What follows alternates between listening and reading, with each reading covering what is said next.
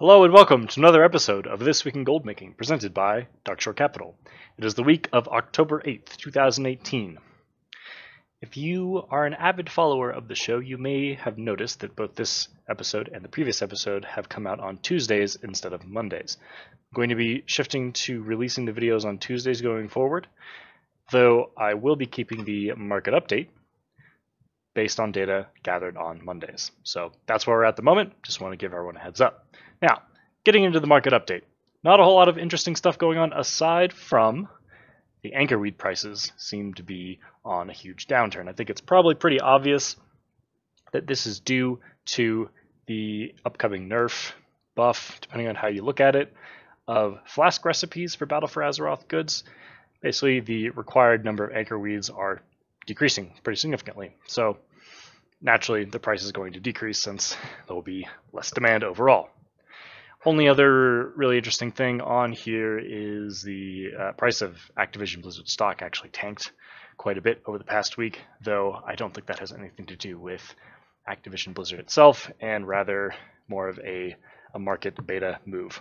But let's not dwell on that. Let's get into the interesting news for the week. 8.1 profession changes. It's pretty much going to be the entire topic of news.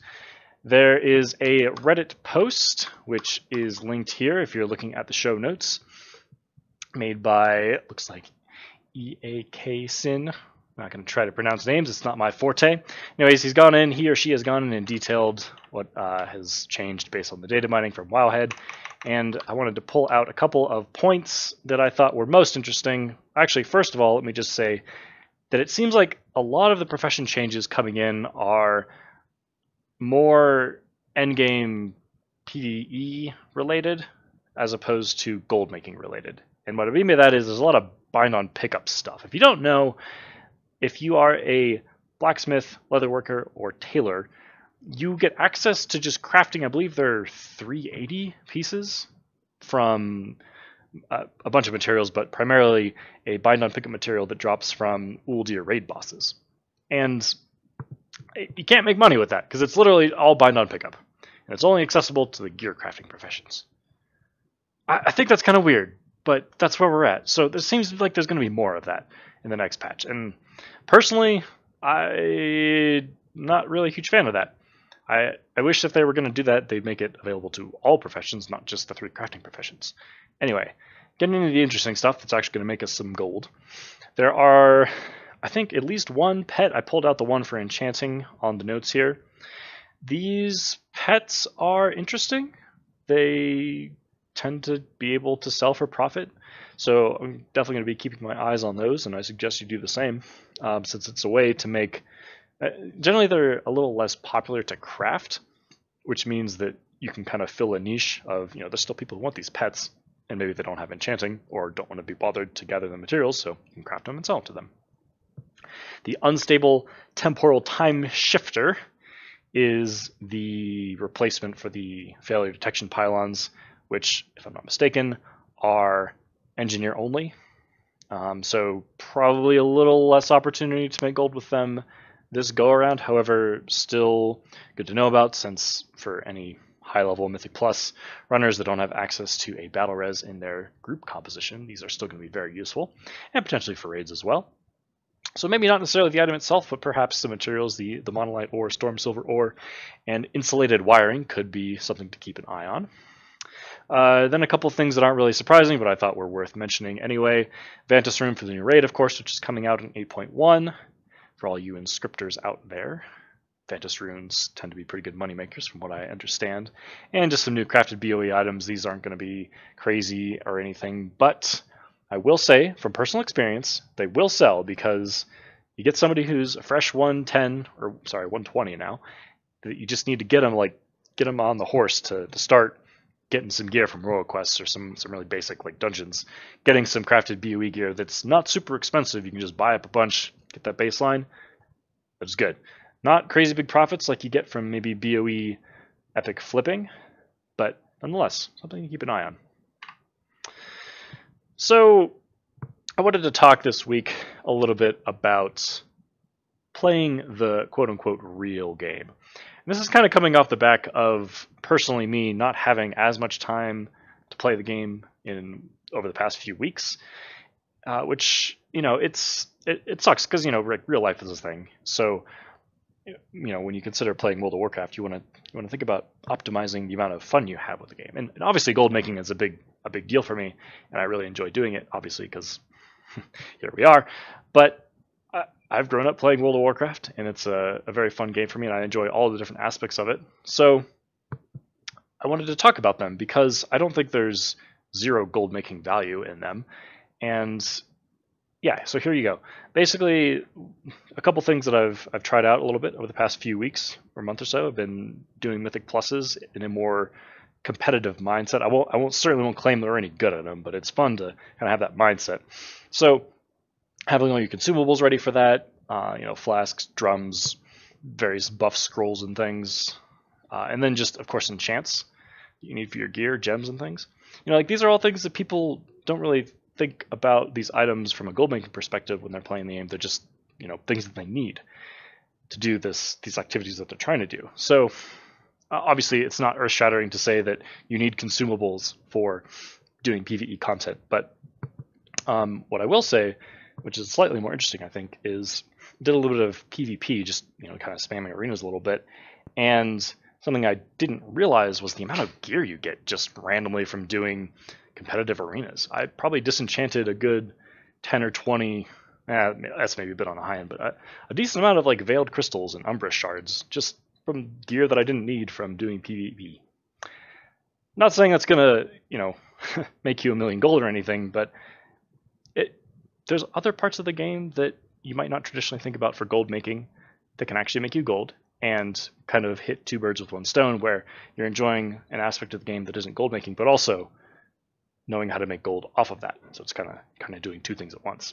Then also just knowing what PvPers or PvEers need, and that could help inform your decisions about how you're going to go about crafting or playing the market or what have you. So you could probably talk for hours. I could probably talk for hours about various things you go and digging down the rabbit hole. So I'm gonna stop now and avoid going down that rabbit hole. But just know, you got to be thinking about these kind of things, and there's not no value in doing stuff that you actually enjoy in the game. So with that, let's move on to some questions for this week. First question: at this stage of the expansion, do you use the scrapper or vendor your drops? Now, I always like to approach these questions as if they're asking me specifically. So my answer is actually just disenchant them, because I'm an enchanter, and that's easy for me. And at some point I need to level up my enchanting, so I'm going to need a lot of materials for that. Next question: do you harass your competitors, or have you been harassed by one? No, and not that I recall. I think that's really not something you should ever do. It's just not good. It's just not a positive thing. Don't do it. And if you are getting harassed by somebody, I would say to just ignore them, because if somebody's harassing you in a video game about gold making, they've lost all their credibility. So just literally ignore them and move on. Don't let it get to you. Third question: best items to pretty stack. Now, pretty stack, if you don't know, this basically means going to the auction house, buying up items that are stackable, of course, and then relisting them in specific stack sizes that correspond to more desirable numbers. So the example that I'm going to use to describe this is actually from Warlords of Draenor. There were two materials called, it's not Blood of Sargeras, it was, I can't remember them now. Savage Blood was the first one, and there was another one, Fell Blood, I believe. And you needed either 15 or 30 of these items to craft the items that would upgrade your crafted gear to different eye level tiers. So you could make a ton of money simply by buying up a bunch that were that were stacked in stacks of 1 or 7 or just random stacks, relist them in stacks of 15 or 30, and then somebody who just wants the 15 to craft the item would go to the auction house, find the first stack of 15 regardless of the price, just buy that one up. So this is an incredibly effective strategy that plays off of people's not even necessarily laziness, just desire not to deal with trying to manage inventories of things. They just want that specific item to be done with it. So the best items to do this for are popular crafted items. Like I mentioned, the Warlords of Draenor example, crafted upgrade items that were useful for upgrading your gear. This is back in WoD when crafted gear was very competitive up to the mythic rating level. And flasks is another classic example, flasks and potions. I like to buy up and relist flasks in stack sizes that correspond to the common number of hours that guilds raid for. So 2, 3, and 4 are good. Potions can work as well, though a little bit less so because typically you just kind of buy stacks of 20 potions. I don't have any other specific examples, but I will just say that popular crafted items are really what you want to look for. I'm sure there's plenty of opportunities. Next question. How do you not forget? What this refers to is daily cooldowns. And it's basically saying, okay, how do you remember to like go to all your alts and craft them? Craft the things that you're crafting on them for, like, say, your Jard's Peculiar Energy Source for Sky Golems, or your Alchemy Transmutes for Living Seal, or what have you. And my answer to that is you should, if you care about them, if you care about making gold with them, you'll do them. I know that's not really, that can be a little tough to kind of wrap your head around, but basically what I'm saying is if you're passionate about like making gold with Sky Golems, you'll do it because you want to do it. You just want to, and then you'll do it. So inspire yourself is what my answer to that question is. All right, final question. How do you assess realm population / health? For me personally, I rely pretty heavily on what type of server it is. And what I mean by that is kind of like what's the raid situation on that server. So for example, Illidan on the US Horde side is the biggest raiding server, which means there's going to be a lot of people there, and there's going to be a lot of commerce going on because it's got the highest population. There's the most raiders there. So if you go to like WoW Progress, is probably the best way to do this. Go to WoW Progress and see how many raiding guilds are on the server for the past few tiers and how far progressed they've gotten. Then that's going to give you the best kind of one-to-one on the population of the server, right? So if you go to a server that has maybe 1 or 2 guilds at most, even clearing any mythic bosses, that's going to be a really low population server. If you've got, a handful that have cleared mythic, then that's going to be medium to high pop, and that's honestly probably the sweet spot for making gold because you're not going to have too much competition, but you're going to have enough interest in the items you're trying to sell to be able to actually sell them.